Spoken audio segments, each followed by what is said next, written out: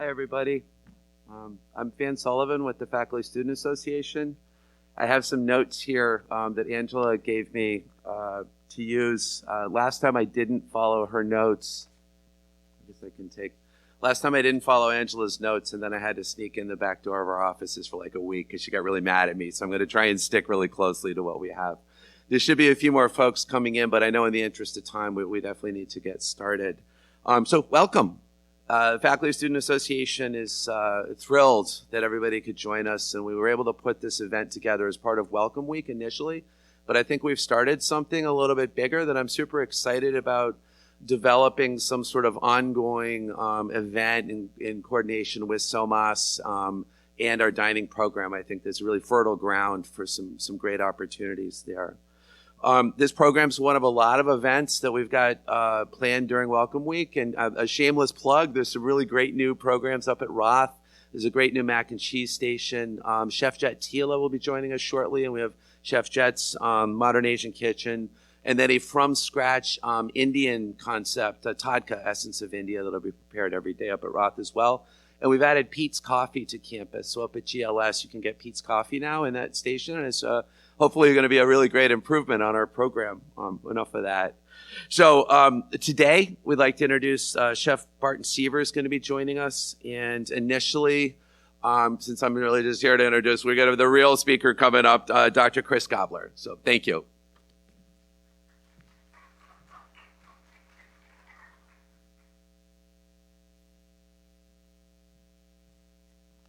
Okay, good morning, everybody. Pleasure to be here. Glad you're all here. I'm Chris Gobler. I'm a professor at the School of Marine and Atmospheric Sciences, where we have studies of marine sciences, atmospheric sciences, but relevant today also a School of Sustainability as well. And I'll just mention that our program was recently ranked number 4 in the country for undergraduate marine science degrees. Most recently by nationally, our graduate program is number 7. And in New York State, we're the only institution that grants degrees both at the undergraduate and graduate level in marine science. And a very big focus of what we do as a program is marrying that sustainability with the marine science to look at the sustainability of seafood. So what we have today is very, very appropriate. And very excited to have Barton Seaver here. Very familiar with his work and all the books and such, and so excited to hear the talk. And let me just give a brief introduction about our speaker. If you don't know, Barton Seaver is one of the world's leading seafood experts and educators. And he traveled here from Maine, where he lives with his wife and his son and their chickens. And I learned in speaking with Barton this morning that this is his first trip outside of Maine since the lockdown, save for his vaccines, where he went out of state for. So we're honored to have that distinction as well. After traveling the world with National Geographic, Barton translated his experiences into his leadership in the area of sustainable seafood initiatives. And as a member of the United States Culinary Ambassador Corps, Barton facilitates international conversations on sustainability and the role of food in resource management and public health. He's the director of the Sustainable Seafood and Health Initiative at the Harvard School of Public Health, and where Barton leads initiatives to inform consumers and institutions about how choices for their diet and menus can promote a healthier people, resilient ecosystems, and more secure food supplies and thriving communities. He served as a senior advisor in the Sustainable Seafood initiatives at the University of New England and a sustainability fellow at the New England Aquarium. He's written 7 books on seafood-centric books, including For Cod and Country, To If by Sea, American Seafood, and The Joy of Seafood. He's also the founder of the Coastal Culinary Academy, a multi-platform initiative that seeks to increase seafood consumption through seafood-specific culinary education. So please join me in giving a warm Seawolf welcome to Barton Seaver.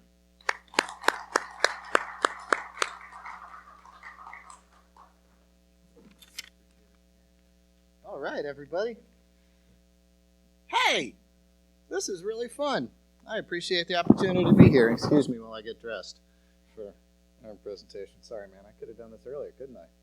Yeah. Anyway, I'm out of practice. I haven't seen anybody in a long time. I gave a presentation in the state of Maine recently, which was my first time to interact with a live audience. And I was on my way out the door. This is a very E.B. White moment here. I was on my way out the door to drive 3 hours north into the county up to where the presentation was. And I thought that I would go check the trap that I had set for the groundhog. And I had very exuberantly set this because I have 5 groundhogs. I'm now in like a Caddyshack level vengeance-fueled relationship with the 5 groundhogs that haunt my acre farm. And, well, I always set traps so that you have a blind entry to them. Because what if you catch a skunk? But I so exuberantly set this trap just quickly, and in fact, I'd caught a skunk. And in fact, I got skunked on my way to my first presentation. And you know what? The Mainers were just like, that's okay. You're one of us. And it was cool. So I am in better hygiene here. I appreciate it. But an auspicious start to the re-emergence to things. So I'm so super thrilled to be here, and congratulations for all the success that you have. That's the work of really dedicated people, passionate about what they do, attracting people themselves who are passionate. And I appreciate the work you do because I am ultimately a storyteller. And I don't have stories to tell unless you're out there living this, unless you're out there doing this, unless you're out there learning the science and creating the science and driving all of this. So without you, I couldn't be me. So thank you. I really do appreciate it. I was hoping we'd have some more students here. And I know that this is a crazy week for everybody, so I appreciate that anybody is here at all. Are you a student? Awesome. Welcome. Thank you. So what I want to talk about is sort of the culture of seafood. Because I think so oftentimes when we talk about seafood science, seafood sustainability, marine science, atmospheric science, climate change, what gets left out of those conversations is culture. What gets left out of those conversations are the people. And in fact, this is a path that I've been on for quite some time. And when I was a chef, I was born and raised in Mount Pleasant in Washington, D.C., a very multi-ethnic neighborhood, mostly Eritrean, Ethiopian, Guatemalan, Honduran, and Salvadorian peoples. And interestingly, well, unfortunately, most of those peoples had been fleeing civil unrest in their countries. And so food had always been a deeply seated part of my culture growing up and just what I saw. Because when people are running for their lives, they take with them their dignity and traditions. And those two things are never on better display than at the dinner table. And these little bodegas, which serviced all of their needs, that had goat meat and carambola and the heady Eritrean spices and all of these things that were completely foreign to the American palate, were my everyday reality. And so I always understood food as this deep sense of exploration, not only of our physical world from which we import from every corner of deliciousness for our palates, but also a deep exploration of just how we relate to each other, how we identify ourselves, how we communicate what is important to us through the table. Food is love. It is love of self. It is love of community. It is love of tradition. It is love of heritage, and it is the love of our children to whom we hope to pass all of those things on, right? That happens primarily through dinner, through that communion of our commons that brings us all together. So dinner to me was always this deep sense of exploration that when I was a chef and I got very interested in sustainable seafood, just simply because I have a conscience and I thought that I should be paying attention to the ingredients I was putting on a plate. But as my interest in that grew, I began to see that there was a lot more that I could do as a chef, that I was more than the sum of ingredients that I put on a plate. And that led me to my role as an explorer with National Geographic. And I was very fortunate that in my restaurants, National Geographic did a lot of their entertaining in Washington, D.C. And so I got to know Bob Ballard and Sylvia Earle and Daniel Pauly and Jeremy Jackson and Nancy Knowlton and, all of the luminaries of the field that were coming in, Enrique Sala, you name it. And wow, what a cool thing to experience. And when I heard that they were launching an oceans initiative, as they did back in, 2007 or so. John Fahey, at the time the president of Nat Geo, was a regular customer. Came in a couple nights a week with his wife. And I just asked for some time in his office. And I said, hey, you've got this Oceans Initiative, and you've got the Cousteau grandchildren, you've got Sylvia, and you've got Bob, and just like the people that have defined what we talk about in so many ways. And you've got this Oceans Initiative, but you're talking about climate and clouds and canyons and currents and ichthyology and everything about the oceans except seafood and people. And I want to contribute that. And in that way, John was like, oh, okay, cool. You're an explorer. And I was like, what does that mean? He was like, no, you tell us. Whoa. Well, that's super cool. Okay. So I went out into the world with this idea that it was my opportunity to reduce our impact on marine ecosystems. Sustainability, right? That's a very white male Western-centric approach to things, and I thought I had the answers. And I went out there to reduce our impact on marine ecosystems. And I quickly got learned on that I should have a better understanding of this, and I went back into how I understood food as a child. The presentation of self. The ideas of self-identity put forth on the plate. And I began to realize, and rather quickly, that sustainability is not necessarily about reducing our impact on ecosystems. Well, it's equally about maximizing the impact that ecosystems have on us. And that the end result of sustainability is the endurance of thriving humans. It's our ability to live and stay and practice in place. To identify through place, capital P, place, the process by which we invest our lives with meaning. That is what capital P, place, is. And that is what food is. And no, this is not the deep green approach to environmentalism, and I understand a lot of that, let wild be wild, but the bottom line is our purpose is ourselves. And so I began to get very interested in public health. The measure of thriving humans being public health, right? And so this led me sort of on and on to what is now my current mission. I started out with our mission being to teach people how to fix seafood. And now I see it as our opportunity to use seafood to fix people and to create situations where people can endure and they can thrive. They can become all that they are and stay who they've been. What a cool thing. And that's what each and all of you do. So thanks for that. I really appreciate it. Thanks for letting me do what I do on behalf of all of us. You're all really cool people. So thank you. So I now consider myself a seafood evangelist. It is my mission to get more people across all demographics to eat more seafood. Why? Well, for a number of reasons. The bottom line is the modern American diet, it's killing us, and as we know, it's also killing our planet. Well, not killing our planet, it is altering our planet past the point where we will thrive, right? So when you look at the modern American diet, what do you see? Well, this is just a pretty picture of a fishery. But what do you see? Well, this is what we eat in America. We are a center-of-the-plate, protein-centric culture, right?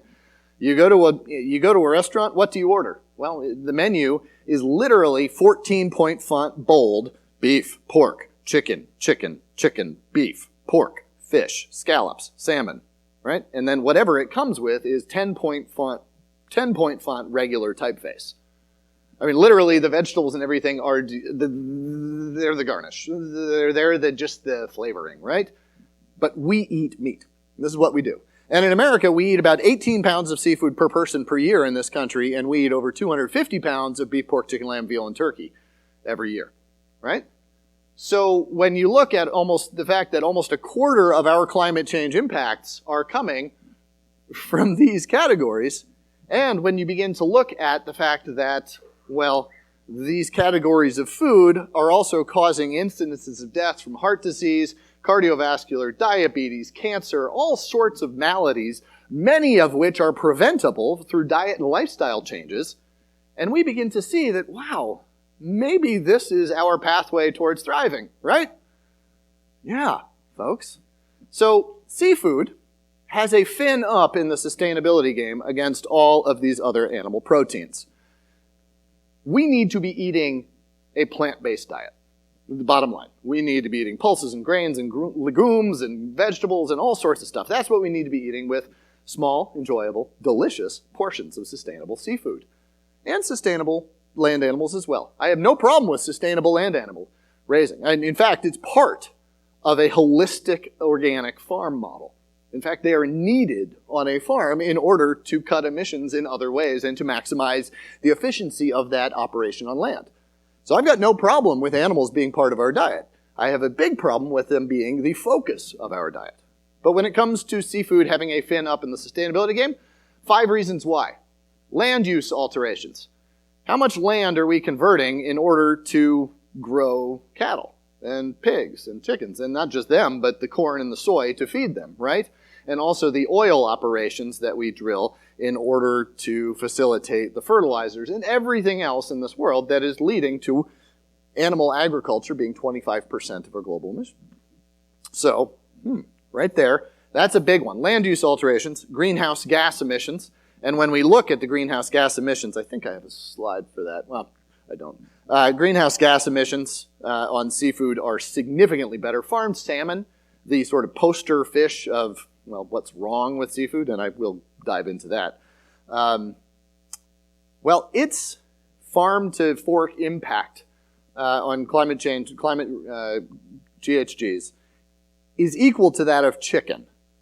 But when you start looking at oysters and clams and mussels and scallops and kelp and sardines and anchovies and alewives and all sorts of stuff, you're actually on par with beans. Wow, okay. So greenhouse gas land use alterations from a feed conversion ratio standpoint, but how much food goes into a fish in order to get food of that from that fish, well, you begin to look really good, right? And since most fish, all wild fish, feed themselves, again, this is farmed salmon, sort of the top tier of impact, right? When we start talking about clams, mussels, and oysters, what are we talking about? We're actually talking about negative, right? I mean, they are self-feeders. They are environmental feeders. They, we start looking really good. Okay, so let's talk about another reason. Water usage. How much fresh water goes into growing a wild fish? How much fresh water goes into processing that wild fish? Very little. Very little. How much goes into processing and growing a farmed salmon? Some, but not nearly beef, pig, chicken, lamb, and veal. And the other one is when it comes to antibiotic use. We know, and we're beginning to see some absolutely terrifying stuff, science led by the Pew Research Fellows, that are looking at antibiotic-resistant bacteria and diseases and all sorts of terrible stuff that are largely based on our overuse of antibiotics in the farming system. So across those 5 very important metrics, whoa, folks, seafood, fin up in the game. And a lot of this is just because of biological efficiency. You, me, pigs, pork, chicken, lamb, veal. Pork is not an animal, pigs. We're fighting atmospheric pressure, gravity. We live in a pretty harsh environment, right? 14% of our body mass is connective tissue. We grow big bones just to stand up. Fish? No, dude, cool, I float. Right? I mean, they live in a buoyant, neutral environment that's a lot less severe. They're just, from a biological efficiency standpoint, more efficient. So when we just look at the efficiency of what we should be eating, seafood. Let's see, where are we? I'll get to this slide in a second. I haven't given a presentation in a long time, so this is fun. I'm just kind of figuring it out myself. And when it comes to the diet and lifestyle-related illnesses, seafood, cardiovascular disease, the number 1 killer of Americans. If Americans ate what our own government recommends we eat, 2 4-ounce portions of seafood per person per week of omega-3 rich fatty acid seafood. If we were to do that twice a week, cardiovascular disease death, mortality incidences from that would be reduced by 36%. Extrapolate that out, and you're talking about 55,000 American mothers, fathers, daughters, brothers, uncles, aunts. 55,000 American lives right there saved. When we start talking about neurological and cognitive developmental and retention benefits, wow, folks. When we start talking about diseases like depression, when we start thinking about lung health, all of these things, what we're beginning to understand about omega-3s is unbelievable in terms of just its forthright impact on our health. Of course, part of a larger lifestyle change, which is mostly green vegetables and grains and legumes. But bottom line is, when it comes to increased consumption of seafood, I find this to be a moral issue. This is not just hey, it's a good idea. This is a moral issue. We are talking about lives. We are talking about our ability to thrive. We are talking about our ability to stay in place on this planet, because seafood comes from everywhere. It is the most globally traded food commodity, more than double corn and soy combined. So when we talk about our impact with seafood, we're not just talking acutely through nutrition on ourselves. We are literally talking about how we impact every human being we coexist with, and all human beings in our future. So to me, this is a moral issue, and why I consider myself a seafood evangelist. Now, I am not giving a free pass to seafood. There is a lot wrong with it, a huge amount wrong with seafood that we still need to fix. But we should approach those fixes with the purpose that seafood is what we use to fix ourselves as well. So let's talk about what seafood is, what seafood is. We're not talking about what fish are. Fish are living, breathing members of an ecosystem, right? Seafood is what happens once that fish meets a person. Here's the culture, folks. So let's go from biology to biography. When we talk about seafood, I'm not going to give you facts and figures that you don't necessarily know. I'm just going to try and put them in a cultural context for you. So, here we go.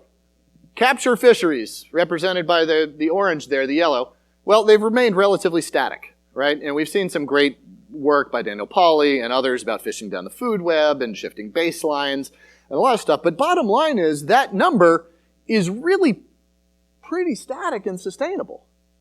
And if you look at the common language that's used, 90% of fisheries are unsustainably fished, are fully exploited or unsustainable, right? I mean, this is the language that we hear from, Sylvia and the great sort of,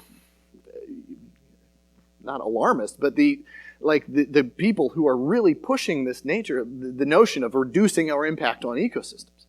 But if you look at the work of Ray Hilborn, at the University of Washington, if you reverse those numbers, if you look at 100% of wild capture fisheries, 10% roughly are underfished. About 60% are fished sustainably. And about 30% are overfished. And when you put that together, you can say 90% are fully fished or overfished, or you could say 70% are fished sustainably, which is true. And if you extrapolate out those numbers by what we eat, 78% of all wild capture seafood is in fact harvested sustainably. And this is according to UNFAO. So that notion that we are, empty oceans, the Boris Worm paper, 2048 of, empty oceans, that's been retracted. And again, I'm not saying that wild capture seafood deserves a free pass. There's a lot wrong with it. Huge, huge, intractable problems even in some cases. But bottom line is, we shouldn't look at seafood as this protein that's considered guilty before proven innocent. We should look at it as this incredible opportunity area. So, wild capture fisheries, and there's a lot of work that's saying, World Bank is saying we need to reduce fishing pressure by about 5% per year over the next decades or so. That's a reduction of 50%, right? I mean, that's pretty extreme. Where's that going to come from? Because I believe in that science too. Well, let's talk about where that's going to come from and some tactics, some tricks, some tips about how to eat sustainably. So in that wild capture, here is where we are. We're about 90 million metric pounds, right? And that's what gets us up to the Peruvian anchoveta. And then you throw in discards, bycatch, unwanted, goes overboard, dead, dying. And then you talk about IUU, illegal, unreported, and unregulated fishing, stuff we don't know about, right? So there's some big problems in here. But when we talk about how do we eat within this scope, there's a lot of opportunity. So let's talk about discards first, all right? This is what discards look like. And this is from my great friend Brian Scarry, photographer for National Geographic, explorer, just incredible human. So this is a shrimp fishery down in the Gulf of Mexico. This is the Campeche bake, brown shrimp right there. So, and if you look around, you got puffer fish, you got a form of perch there, you've got some like dorade type fish, you've got a guitar fish, etc. And you've got 1 pound of shrimp there. Those are little U10s, I think. So about 1 pound of shrimp. And all of this, dead, dying overboard, never goes to feed a human, right? Well, that sucks. It just sucks. You can't blame the fisherman for this, though. Why? Because the fisherman is serving us. We are the economy.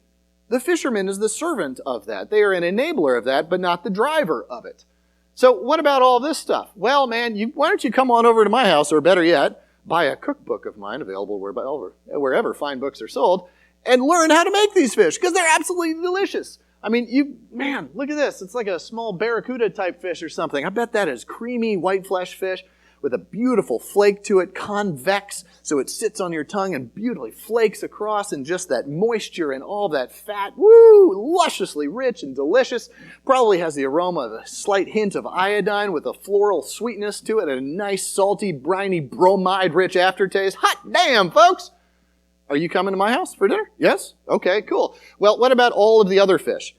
I bet you I could convince you that they're all worth eating, if not damn most delicious fish you've ever had.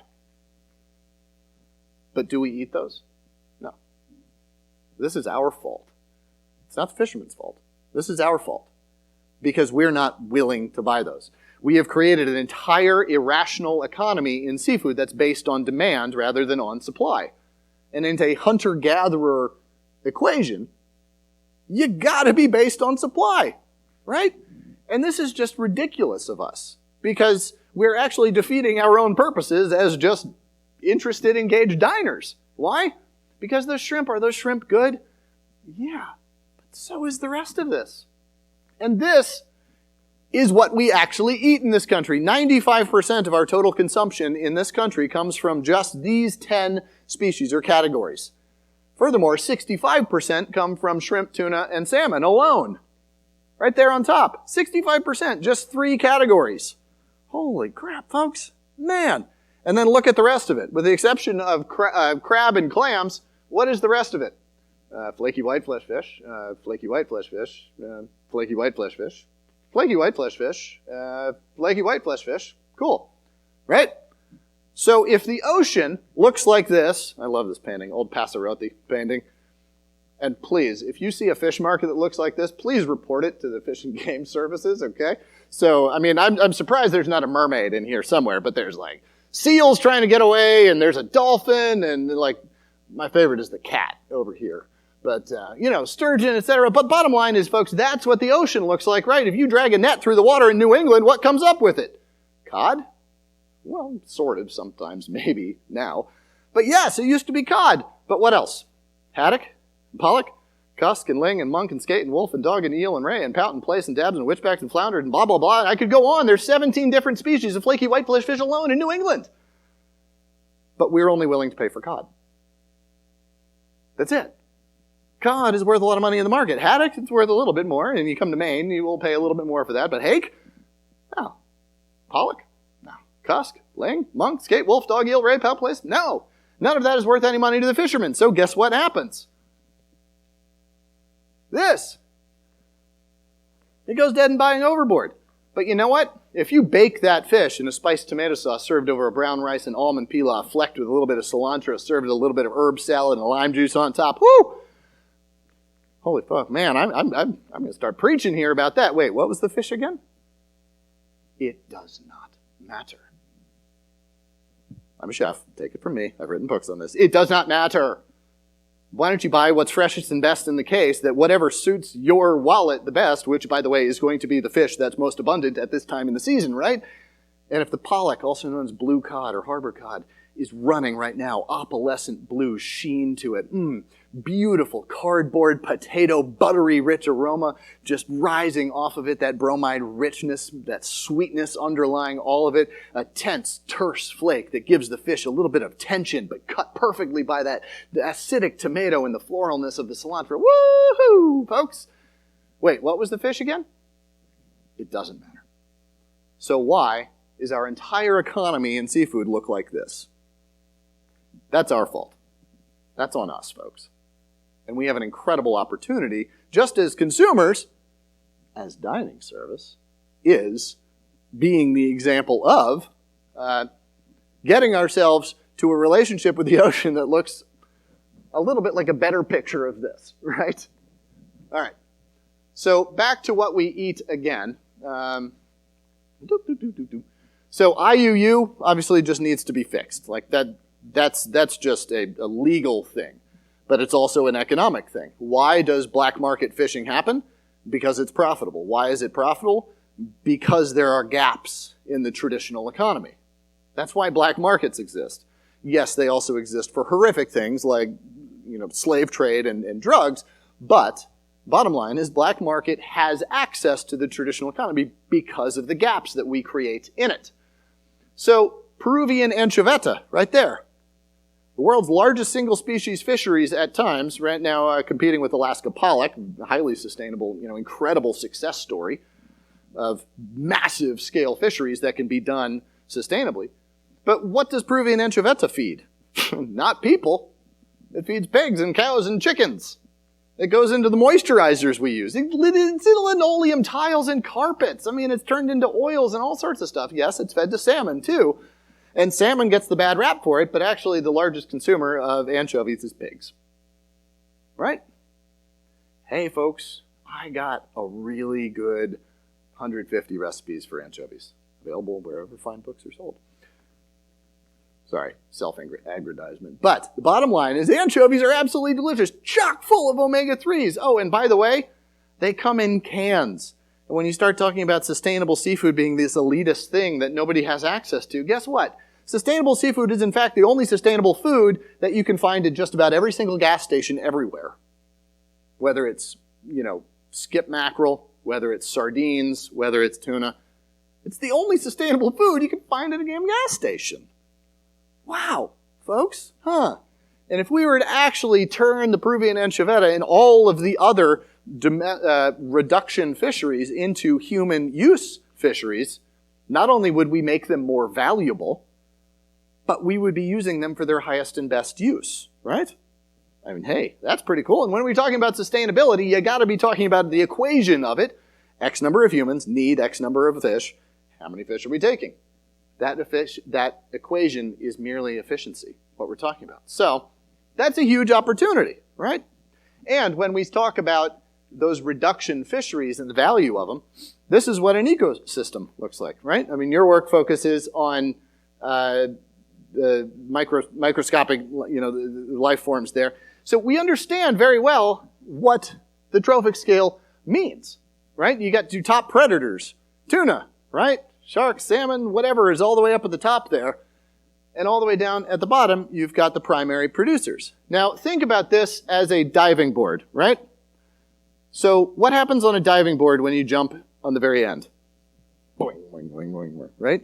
You leverage the system for its biggest impact. What happens if you jump on the base of a diving board? Nothing. You hurt your knees, right? Because you just jumped up and landed on some rock, right? So why don't we spend a little bit more time in our diet right around here? Maybe not using the diving board for its fullest leverage, but maybe just understanding that we are part of this system and we should be using the system most sustainably, right? Yeah. The biological, just the evolutionary survival tactic of these things here is fecundity. Herring breed a couple times a year and they swim in such giant mass of them because they know they're going to get eaten. And I'm not saying that their purpose is for us, but the bottom line is these systems have been built with consumption built in by nature. So when we start talking about our diet, what should we be eating? Clams, mussels, scallops, oysters, kelp, folks, sardines, anchovies, things that swim a little bit further down the diving board, right? This is our opportunity. This is not sustainability science. This is just logic. This is straightforward, just solid thinking, right? Yes, it's informed by a huge amount of science and understanding and data and population controls and inputs of nutrients and urban civilizations. And yes, it's complicated, but it's also pretty simple. And can I tell you, I tend to think that the things down this way are more delicious too. And when it comes to omega-3s, bing, bing, bing, bing, bing, bing, bing, guess where they are? They're down this way too. So, of course, there are things up at the top of that, Alaskan salmon. Should we be eating Alaskan salmon? Yes, we should. And with all full disclosure, I work with the ASME to talk about these issues and why Alaska is a great example of what can be done right and how it can be replicated the globe over. So should we be eating sablefish and pollock and salmon from Alaska? Yes, because they've proven we can do it right. But the vast majority of our consumption should be down that way. And what are primary producers on land called? Beans, legumes, grains, plants, vegetables, right? This is where our diet needs to be. So there's our opportunities with wild fisheries. So let's talk about aquaculture, right? So aquaculture. I was very much against aquaculture for a very long time. I came up with the farmed and dangerous bumper sticker having chef. I mean, I had been taught that farmed salmon was, well, it was what was wrong, right? And to a large extent, it was. It was a tough thing to try and stomach or try and, justify. But the bottom line is aquaculture, though it is thousands of years old in practice, it is 60 years old in terms of a global industry, and really, it's only 40 years old in terms of a global commodity. The first salmon net pens went into Norway in the late 60s. They went into Washington State and Maine soon after. We were literally creating entire ecosystems, not creating the ecosystem, but trying to create brand new systems within that ecosystem from scratch. We didn't know what we were doing. We made a lot of mistakes. And we were growing for the market, not necessarily for sustainability, right? We were growing salmon because salmon was worth a lot of money, not because salmon was necessarily the right fish to be growing. This was a market decision, not a sustainability decision. But in the years since, when we saw these horrific numbers, like salmon was eating 14 pounds of anchovies to get 1 pound of salmon out, the industry average is now 1.2. And the best producers are now doing it without any wild fish input. They're using things like fermented algae and other technologies that are allowing us to actually increase the amount of omega-3s in some of these species while reducing our impact on marine ecosystems, maximizing their impact on us. So is farmed salmon part of our future? Yeah, it damn well should be. And it should be right alongside wild salmon. The bottom line is the salmon market is growing by 10% every year, and salmon production capacity is growing by 6%. This is why you see venture capital throwing billions of dollars at salmon. When you look at the Chinese market, that is just exponential growth potential for salmon alone. But what excites me is that, salmon isn't really even the fish that we should be growing necessarily. Yeah, we figured it out, but what about cobia or barramundi or tilapia or carp or a lot of the other cichlids that in fact make up more than 50% of global aquaculture? And so when we begin to look at farmed fish, it's a really young industry with a long way to go. I mean, think about cars. Back 40 years ago, they were unsafe at any speed, right? I mean, a computer the size of the Pentagon couldn't accomplish what my iPhone can. Industries evolve. They advance rather rapidly. We haven't given credit to the aquaculture industry for the advances that it's made, simply through genetic selection, not manipulation or modification, just through genetic selection of, hey, which fish should we be growing? Holsteins, it took us 10,000 years to get from domesticating the auroch to the Holstein, from the wild chicken of the Amazon to the broiler. It's 10,000 years since we first planted the seeds of modern civilization through agriculture. Aquaculture? 50 years ago, basically. 50 years! Wow. Man, this is a cool thing. And my interpretation of aquaculture changed in the very likely place of the Swiss Alps, right? Because when you think of seafood, you think of the Swiss Alps, right? I mean, duh. Ricola seafood, right? I mean, that's how the ads go, right? Yeah. Of course. So I was giving a presentation in Geneva, and I was invited up to see this place called the Tropenhaus. And this was the result of a really crazy circumstance that the engineers were boring a tunnel through a couple of the mountains in order to connect intercanton trade, so interstate trade. And while they were doing so, they tapped into a geothermally heated spring. And the environmental impact study said, well, we can't just put the water out into the ecosystem. It will kill the entire indigenous and autochthonous ecosystem. So, well, this Romanian engineer had this idea. He's like, man, cool. Well, you know what? Hey, I'm in the Alps. I got some hot water meaning like 68 or something like that. He's like, well, what can I do with it? Bananas, right? Because after you think seafood about the Swiss Alps, you think bananas, right? I mean, immediately. So he opened this greenhouse to grow bananas, and guess what people thought of him? Ha! Dude, you're bananas, right? He said, wow, I still got some leftover hot water. What am I going to do with it? Oh. If you have bananas, let me tell you, what you need next is some caviar, right? From a chef's perspective, just don't ever put those things together. Okay, don't ever. But from a business perspective, how cool is this, man? He put some tanks in there, graded 60,000 head of Siberian sturgeon, started harvesting for the caviar and the meat. Now all of a sudden he's producing something like 20% of Switzerland's banana crop, banana consumption, and he's producing all this caviar. He's created over 100 jobs. He's created a restaurant. He's created this massive tourist destination to come see the dude that's growing bananas right up in the Swiss Alps. Ricola, seafood, bananas, caviar. Here we go. Whoa, huh? So he turned a problem into all of this fish and economic opportunity. Wow, maybe aquaculture is a tool here. Maybe it's just not this extractive, bad, irrational equation that I thought it was. Huh. Another example of this, Blue Ridge Aquaculture up in the West Virginia hills. And there in a town where the unemployment rate was hovering around 28%, they were feeding Arctic char some anchovies. And I was like, that's not too good. Till I realized that those anchovies were also creating 60 jobs and some damn delicious fish. Huh. Begins to remind me of a biblical story about loaves and fishes, where you take just what people need and turn it into, just what you have and turn it into what people actually need. And wow, the feed conversion ratio on those char who were doing like 2 pounds of anchovies to get 1 pound of char out. Whoa, the indignity of that plus 60 jobs that are feeding 60 families.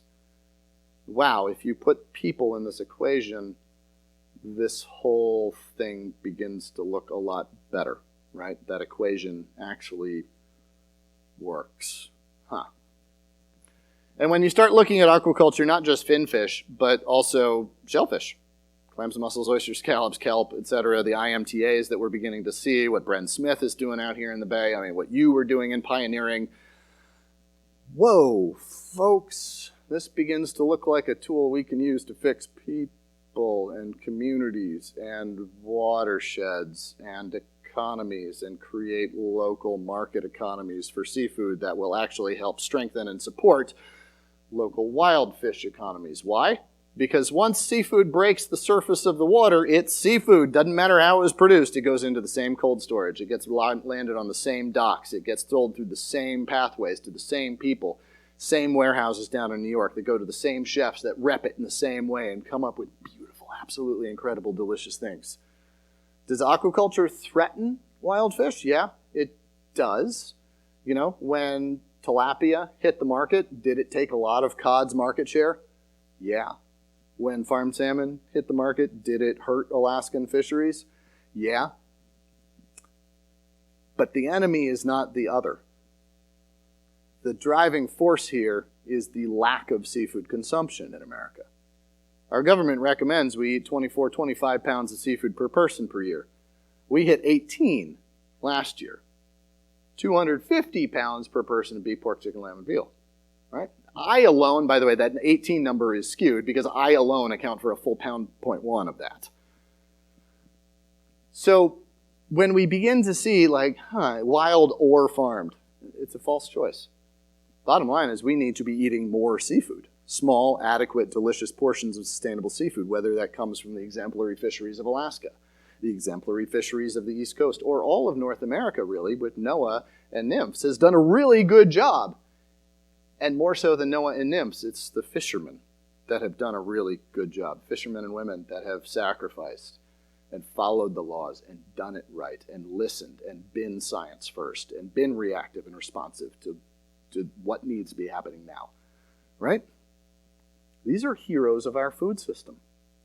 And when we start talking about seafood and its role in the history of America, it cannot be overstated how important it is. It was upon the backs of cod that men and women took our first steps towards economic and political freedoms. It is America's first heritage or heirloom food, and yet we don't celebrate it as such. We're still arguing whether farmed or wild should be the case, when in fact it's seafood. That should be what's for dinner. Beef gets to talk about dinner. Pork gets to talk about meat. Eggs, incredible, edible. Chicken, because chicken. Seafood? Well, it's complicated. Let's talk about speciation of benthic resources and how that is affected by whatever's up in the top of the water column and sustainability and and blah blah blah. Oh, and by the way, Fukushima and tilapia is raised in toilets and it's like holy crap. Oh man, beef. It's what's for dinner. That's a nice message, right, folks? Seafood, guilty before proven innocent. We as a community need to understand that our work is ultimately about creating dinner, about creating something joyous, beautiful, delicious, sustaining in nearly every way. That wild and farmed are in fact inextricable partners to each other, and the best partners that either could have. Is there a big culture to shift in seafood? Yes. Is there a lot of work to be done in seafood? Oh, yes. But is there a lot to celebrate in seafood? Even more so. And that, I think, is the essence of the work and of the message that I hope to leave behind for you and for your students, for those in your charge with the extension, for those you serve dinner to every night. You have the coolest role in this room, man. You actually get to manifest this as dinner. You get to be the conduit of the most intimate relationship we have with nature is when we put it literally inside of our bodies for the purpose of enabling and sustaining and promoting learning and our very purpose on this campus, right? I mean, how cool is that, folks? And all of your students are the next generation of participants, leaders, drivers of this conversation. So with that, I will end and I will say thank you for what you do. I hope that you found this meaningful. I hope that you found maybe some opportunity or reason to share this with your students.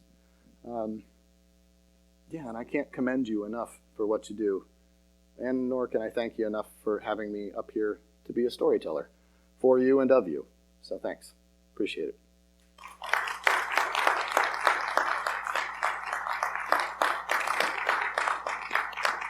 So there's your sermon, right? Nice Wednesday morning sermon. Hey. Could you pass me that? Gatorade? I just don't want to get in front of a speaker. Sorry.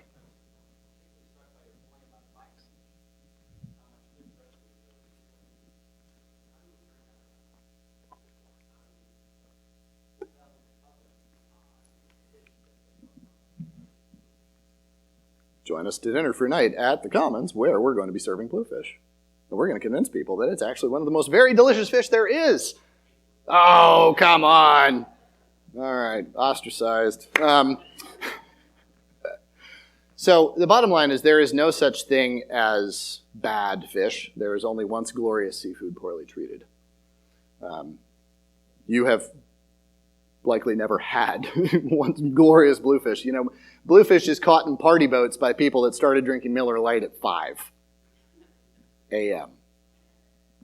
And the bluefish get caught, a scombroid fish left on the boat in hopes of oh, damn, I didn't catch a striper. It's just another bluefish. And it gets left in the sun and then gets thrown in the back of Uncle Alec's freezer as a frozen product that he inexpertly froze. And it's just by the end of it, you're like, is that worth eating? No, it's once glorious bluefish poorly treated. But fresh, beautiful bluefish, small snapper fish or just larger, the prime of their life, having already having already spawned several times, and they've just entered the ecosystem. They're bright, they're lean, they're full of flavor. That bloodline is small. If you take care of it, kill it immediately with purpose and bleed it, put it into ice, wow, the flesh is just evanescent. I mean, it's beautiful, glowing with this gray-white pearlescent sheen to it. The bloodline is small because you've bled it out. Your shelf life is now 3 to 4 days instead of 12 hours. Wow. And it's not poisonous because he didn't leave a scombroid fish on your damn deck. So, I mean, that's just bluefish alone. And that comes from chefs. That comes from dining service. That comes from us celebrating the inherent goodness of it. I have a big, big, big issue with people, and I'm sorry if you're doing this tonight, calling it trash fish. Trash fish, if you're trying to make two things equal, don't call them different things, especially apply the moniker trash to one of them. I call them pre-loved fish, not like a Subaru. Like we just haven't yet loved it. We haven't figured out that it's the best thing going because right now at peak bluefish season, oh my Lord, are they good. The economy there it's going to take a lot, but it's going to take investment in new market approaches that seafood currently doesn't have. We have these globalized economies around seafood. America, we import 90% plus of seafood. That number's a little skewed because a lot of Alaska fish is processed elsewhere. There's just some discrepancy in terms of in and out, import, export. But bottom line is, should we be using these massive scale fisheries and small artisanal fisheries from Alaska? Absolutely. That must be part of it. I mean, we should be using Iowa and California for agriculture, right? Yes, but we should also be using local farms, is the way that I see it. So we need this diverse system. It starts with retail. It starts with chefs. Retail is not going to bring in 15 species if they know that they're only really selling 4 on that list that I showed you. So it's going to take education. It's going to take public engagement. It's really going to take civic engagement. And this comes back down to my belief that good food systems ultimately are a function of and a necessary underpinning of democracy. We are because of our food systems. And when food begins to be talked about at town halls, in city centers, at the state level, then we begin to see it as a principal driver. And so to me, how do we affect this change? Well, we have to operate in the political scale. Not in the lobbying, but literally just in the discourse of our democracy, that food matters to us. And this is coming. We're going to see, and I hope sooner than later, coming out of pandemic, conversations about universal health care, about universal daycare, about universal sick leave and maternity leave and paternity leave and all of these other things, and access to good food is part and parcel to all of that. So when we look at this infrastructure bill, I'm really excited about it because the word food was discussed for the first time outside of the farm bill. Boom! Imagine that. A democracy of 350 million people actually discussing the one thing that we can't do without for the first time. What a crazy idea. So I know that's a big answer for you, but the bottom line is you can support those small local artisan fisheries. We can mourn the loss of Peconic Bay scallops. We can put that into our civic discourse and dialogue. We can encourage our local media to cover it, not as a woe is us, bad human, bad environmental tale, seafood is guilty before proven innocent, but rather, we've lost something cherished. We have opportunity to think about it now, how to bring it back, and to enter that into what we believe is valuable about this place, capital P place, that is our home. Those are the conversations that need to be happening, not at the Marine Studies Center. Everywhere else on campus, at the hospital, at nutrition services, everywhere. That is what is going to drive the change, is when we finally see food as fundamental to us. Still preaching. Sorry. There you go.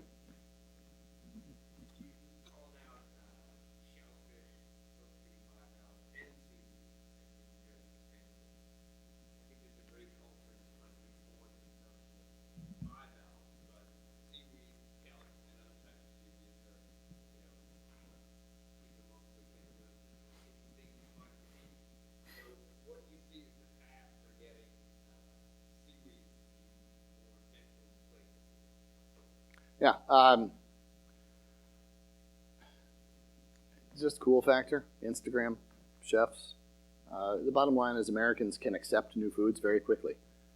Kale, Brussels sprouts. It took David Chang, a chef in New York City, one dish to take Brussels sprouts, literally being the punchline of the vegetable joke world. Brussels sprouts and lima beans. And he deep fries them, puts lime, mint, cilantro, and some fish sauce on them, puts them in a bowl and serves them. And now we literally cannot grow enough Brussels sprouts in this country. And it's interesting. I mean, like, the amount of Brussels... I'm not going to dive into Brussels sprouts, but there's a whole... We could talk about Brussels sprouts for a while. Bottom line is one dish made Brussels sprouts super cool to the point where Californians are literally upending orchards in order to plant Brussels sprouts. What? Better than Orleans. Yeah. We are, kale has become very popular. Again, sort of the butt of the yuppie food jokes. It's like, oh, she eats kale. Like that is a cultural identifier.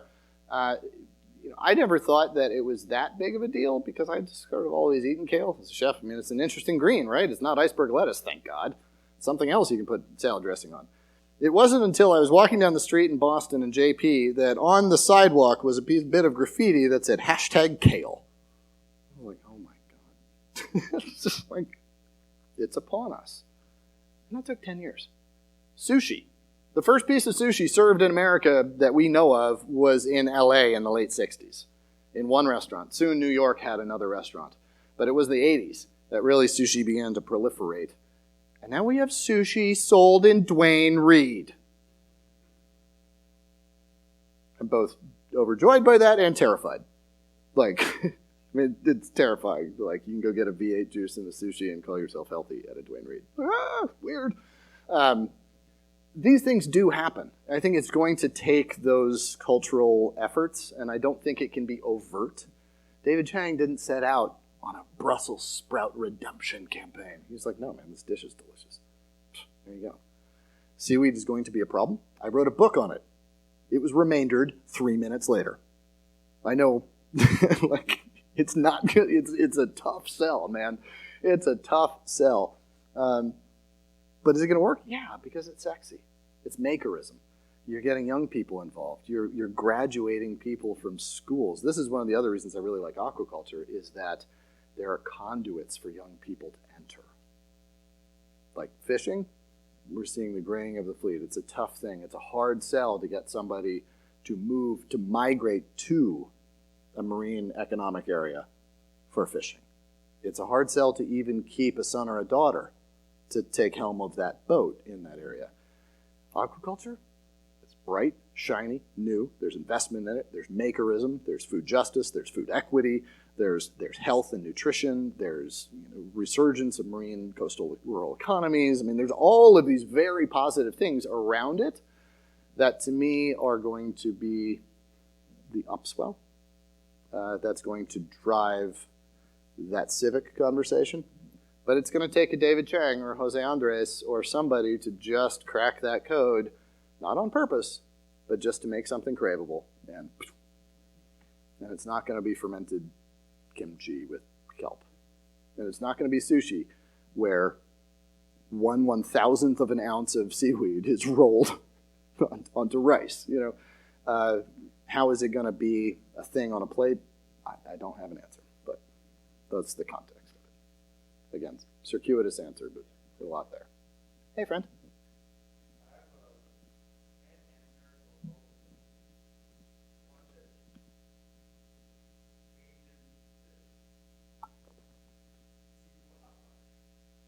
Sifula hot pot?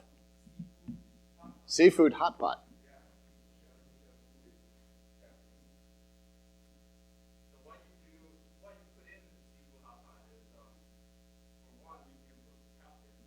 Mm-hmm. That's for sure, that's what you put in. And another staple would be fish bowls. Mm-hmm. Very traditional Cantonese way of cooking. So that solves the waste fish problem. Yeah. And it helps solve how to make people eat more properly.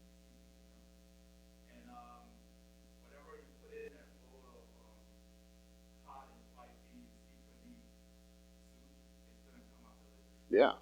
So, I mean, it's been happening for like the past few years. You know, when you go to a New York restaurant, you know, you talk to any Chinese scholar, they would take you to a tapas place. You know, it's tapas culture, and it's spreading all over the country. So I think like people are just gonna go out and eat more hot pot. We need a better name for fish balls, though. Like maybe sriracha protein spheres. Like, you know, attract the millennials who just see the word protein and are like, ding, ding, ding, ding, ding. It's like the most important buzzword. Sriracha because it's the new ketchup. You know, like it's awesome, but it's better than ketchup. But yeah, thank you. It's an awesome suggestion. You're right, and I think it's going to come from traditional cuisines outside of the American canon. And it's going to come from that integration, as we've seen with sushi, as we've seen with other things. And yeah, what's your favorite hot pot? Like, what are the principal ingredients? Because I'm from the northern Chinese part, so we don't live seafood. But you know, traveling to many other places, I just love to enjoy it. You know, people actually put congee base. Mm-hmm. Unthinkable for me, you know. I had some Mongolian Chinese hot pot, so we did like that. So Uh-huh.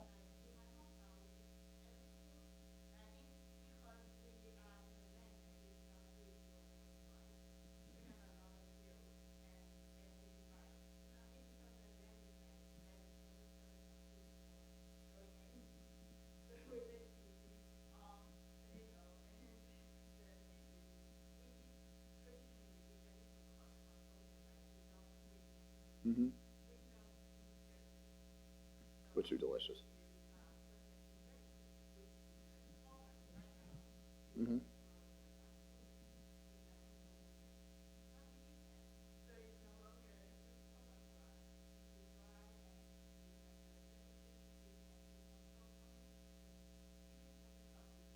Yeah, yeah.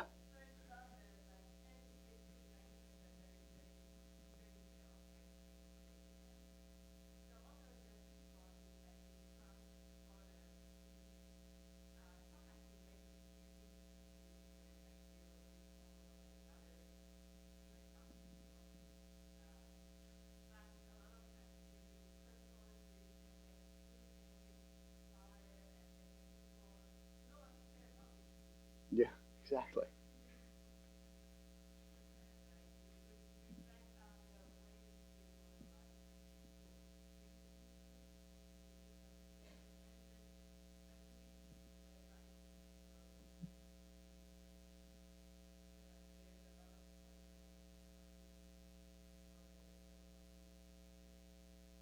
Have you ever tried fish balls or jellyfish with ketchup? Yeah. Because, I mean, that's the secret to the American heart right there, right? I mean, it's, why do we eat French fries? Really, because it's a socially acceptable conveyance of ketchup to our mouth. I mean, it's really, that's what it's about. So, yeah, sriracha, I love jellyfish. I'm not sure that the industry there could, you know, ever keep up with the cannonball jellyfish masses that we're seeing, just because of the cost of drying them and putting them on flakes, et cetera, whatever it is. But I love jellyfish. What we need is Oprah to be like, hey ladies, jellyfish, you see this? It's beautiful because of jellyfish. And like, let the Oprah effect, you know, just carry that wave forward. So could you call Oprah and get her on Kelp? Oh, okay. Okay, cool. That's the key. Get American royalty talking about it. So, awesome. Any other questions? Any other comments? Anybody want to skewer me for saying something wrong? Help me out in my talk. Yeah. Even better. Martha Stewart eats two servings of salmon a day. And as does Tom Brady. Tom Brady is exclusively Alaskan salmon. So, American royalty. There you go. Tom Brady and Oprah and Martha. So, but interesting. I mean, pharmaceutical, cosmeceutical, better than the ginseng eye rub or whatever we use. Cucumbers, sure. I mean, you look so weird, strange wearing cucumbers on your eyes. Might as well put jellyfish. Thanks.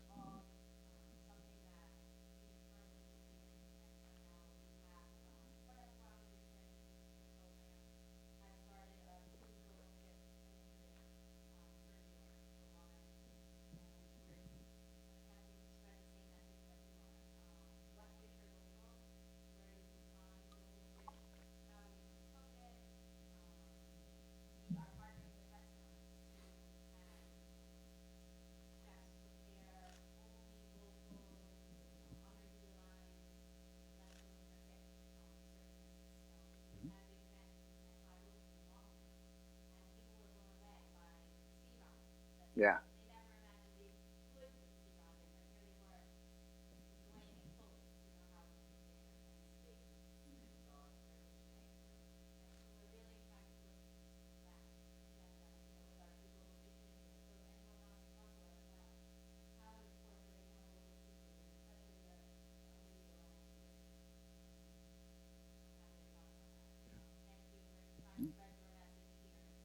It's your message that I am up here preaching. So thank you for your work. Yeah, I always found it. So in my flagship restaurant called Hook, we served over the course of the first 2 years that we were in over 150 species of seafood, and it was all about narrative. And we were buying it from everywhere. Chesapeake, I was in DC. Chesapeake, yes, heavily, but I had fishermen working for me down in Tobago. I mean, we were all over the place, and it's all about that narrative. It's about storytelling. I mean, I could sell, like one day we had bearded brotula, which is a type of hake. Like, quick, come up with a really awful, terrible name for a fish. Bearded brotula. Like, sold out. Why? Because it was fresh and it was clean. It was coming from Lance Nasio down in the Gulf, and it was blah, blah, blah, and bycatch the shrimp, and yeah, it was like absolutely delicious and cool. Part of that was we had developed trust, that people knew they were, I didn't serve anything not worth eating, not delicious. And it's you know, Five Ocean, it's things like that that are going to push that lever. It's going to push the kelp lever. You know, but I tell a story about one day I just didn't get a delivery of fish from my Tobago guys, and they were going out reef fishing. And they were going to catch, they were going for blackfin tuna, barracuda, mahi, and this is a non-Chiguatera region. We were buying small barracudas, so it was fine. But they were going out trying to catch these fish, and they didn't catch anything. And I never got my delivery, and I didn't get much communication from them because just whatever reason. And I finally get this box of fish that shows up, and I open it up, and I'm like, yes. And we have a lot of Audubon guides in our kitchen because we often had to be like, what is a bearded brotula? Like, okay, let's figure it out. Oh, it's a hake species. Cool. Okay, I got this. So I open up the box, and it's a box of like 100 plus pounds of flying fish. And so I look at it, and I'm like, okay, I'm filleting a pterodactyl here. This sucks. Oh, okay, this looks like basically a cross between herring and mackerel. I got this. And we rolled them up and marinated them with tarragon and Meyer lemon zest and threaded them onto rosemary skewers and smoldered them over a slow, smoky, sexy, seductive wood fire. Served it over a bed of zucchini and winter squash braised in juniper and Vidalia onion broth, and put a little herb salad on top. And hot damn. And I told the servers the truth, and they went out to every table and be like, oh my God, oh my God, oh my God, oh my God, you're never going to guess what happened today, blah, blah, blah. We got the box and blah, blah, blah, and flying fish and blah, blah, blah. And it's like, we were sold out by 7:30. I sold 100 pounds of flying fish by 7:30. Done. I mean, it was incredible. Why? Because the story was good. Oh, and the fish was good too. And it's funny, I called the fishermen and I was like, hey man, send me some more flying fish. They're like, are you kidding me? That's bait. You know, like, no, we're not going to do that. I was like, but I paid you for it. Like, no, we're going to catch the blackfin. They're like, I don't want tuna. I want flying fish now. It's about changing that cultural perception, but those stories are so important. And, you know, narrative opens people up to any information. And it's a lot more fun to cook that way. It's a lot harder, but once you get good at it, it's a lot easier. And in my restaurants, here was the real kicker. In my restaurants, one of the most the second most transient industry there is behind bank tellers, which I didn't know, but apparently bank tellers just come and go. The second most transient industry, after the first 3 weeks of me being open, I had 0 staff turnover for 2 years. 0. Do you know how much money that saved me? Why did they have 0 turnover? Because they were engaged. They really liked participating in this larger mission and story and narrative and learning every day. Oh, what's going to be in the box? So did it take a lot more effort up front? Yeah, but then I actually got a day off because I had the same staff and I knew that they could pull it off and execute, and I actually just went home. And chefs don't get to do that very often. And I saved so much money on employee turnover. So there's a lot of other benefits, and they need to be studied. They need to be documented. The National Restaurant Association needs to do work around this, and I've been pushing them for years on this and doing it with them. But again, that's part of the civic discourse. Like, who needs to be talking about local fisheries? The business school does. Not just SOMA, business school. So, there you go. Thanks for your work. Appreciate it. All right, folks. Did you have another? Okay. I love you all so very much. That's true.